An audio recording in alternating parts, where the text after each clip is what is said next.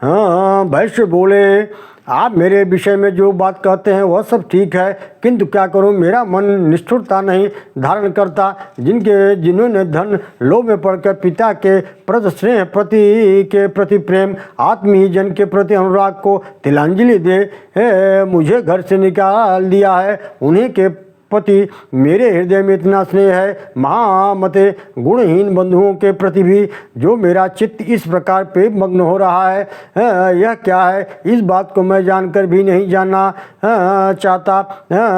इनके लिए मैं लंबी सांसें ले रहा हूँ और मेरा हृदय अत्यंत दुखित हो रहा है। उन लोगों में प्रेम का सर्वदा अभाव है तो भी उनके प्रति जो मेरा मन निष्ठुर नहीं हो पाता, उसके लिए क्या करूँ।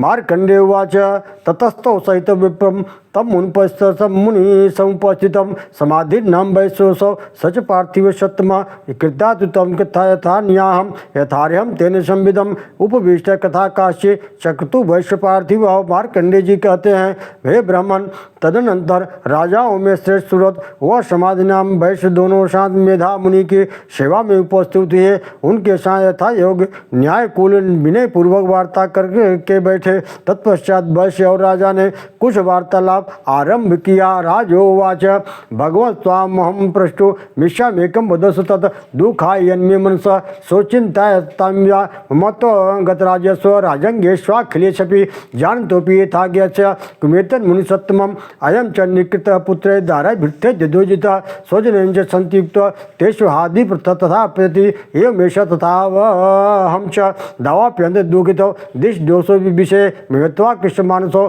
तम त्वेतन् महाभाग यन्मोह ज्ञानिनोरोपि ममास्य च भवेत्येषा विवेकानंदमूर्ता।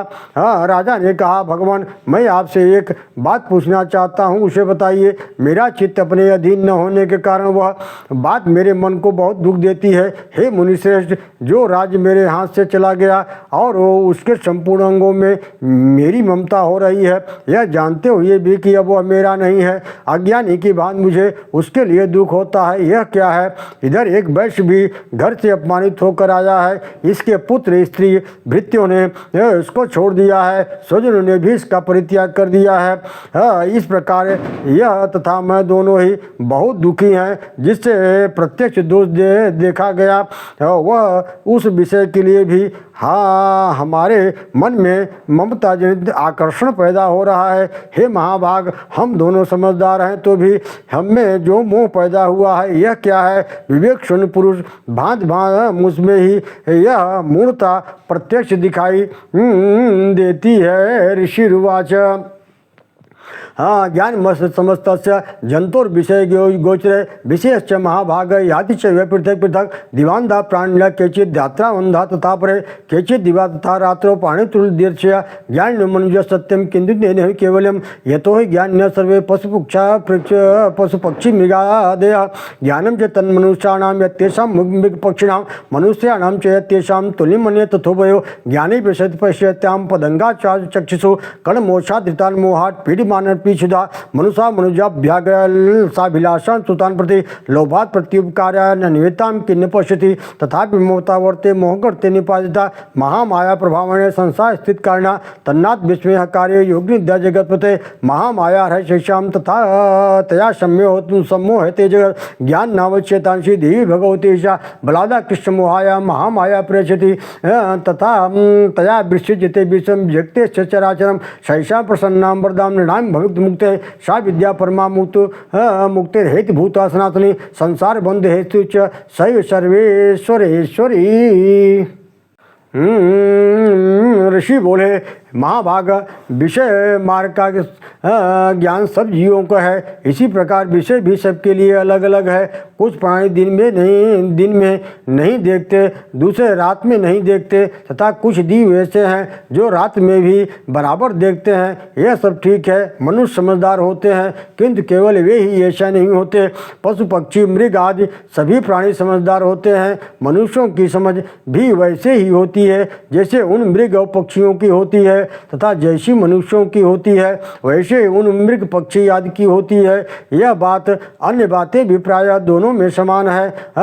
समझ होने पर भी इन पक्षियों को तो देखो, ये स्वयं भूख से पीड़ित होते हुए मोह बच्चों की चोंच में कितने चाव से अन्न के दाने डाल रहे हैं। हे नरश्रेष्ठ, क्या तुम नहीं देखते कि ये मनुष्य समझदार होते हुए भी लोभवश अपने किए हुए उपकार का बदला पाने के लिए पुत्रों की अभिलाषा करते हैं। यद्यपि उन सब में समझ की कमी है, तथापि ये संसार की स्थिति जन्म मरण की परंपरा बनाए रखने वाले भगवती महामाया के प्रभाव द्वारा ममतामय भंवर से मुक्त वो मोह के गहरे गर्त में गिराए जाते हैं। इसलिए इसे आश्चर्य नहीं करना चाहिए। जगदीश्वर भगवान विष्णु की योग निद्रा रूपा जो भगवती महामाया है, उन्हीं से यह जगत मोहित हो रहा है। वे भगवती महामाया देवी ज्ञानियों के भी चित्त को बलपूर्वक खींचकर मोह में डाल देती हैं। वे ही संपूर्ण चराचर जगत की सृष्टि करती हैं तथा वे ही प्रसन्न होने पर मनुष्यों के मुक्त के लिए वरदान देती हैं।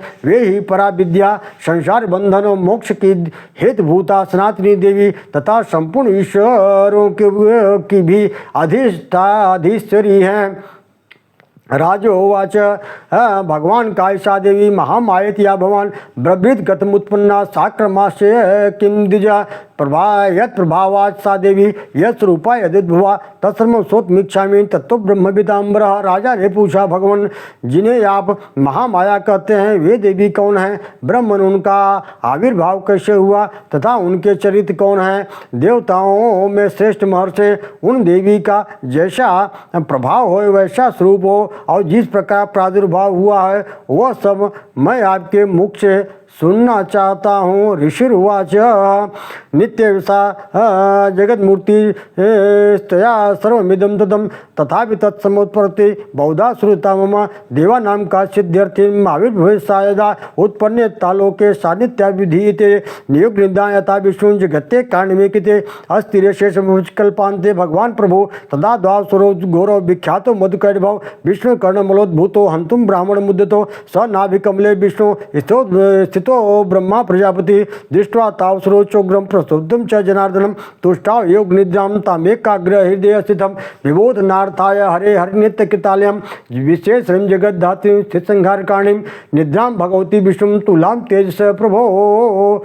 ऋषि बोले, राजन वास्तव में तो वे ही देवी नित्य स्वरूपा है, संपूर्ण जगत की उन्हीं रूप है और उन्होंने समस्त विश्व को व्याप्त कर रखा है। उनका प्रागट्य अनेक प्रकार से होता है। वह मुझसे सुनो, यद्यपि वे नित्य अजन्मा है तथापि सब देवताओं का कार्य सिद्ध करने के लिए प्रकट होती हैं।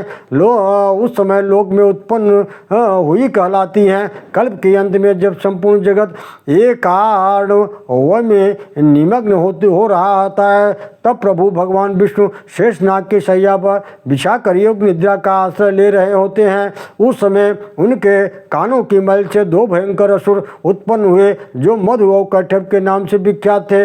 वे दोनों ब्रह्मा जी का वध करने के तैयार हो गए। भगवान विष्णु को नाभ कमल से विराजमान प्रजापति ब्रह्मा जी ने जब उन दोनों भयानक असुरों को अपने पास आया देखा तो सोया हुआ देखा तो एकाग्रचित होकर उन्होंने भगवान विष्णु को जगाने के लिए उनके नेत्र में निवास करने वाली योग निद्रा का स्तवन किया जो इस विश्व की अधीश्वरी जगत की धारण करने वाली संसार का पालन करने वाली तेज स्वरूप भगवान विष्णु की अनुपम शक्ति है। उन्हीं भगवती निद्रा देवी की भगवान ब्रह्मा स्तुति करने लगे।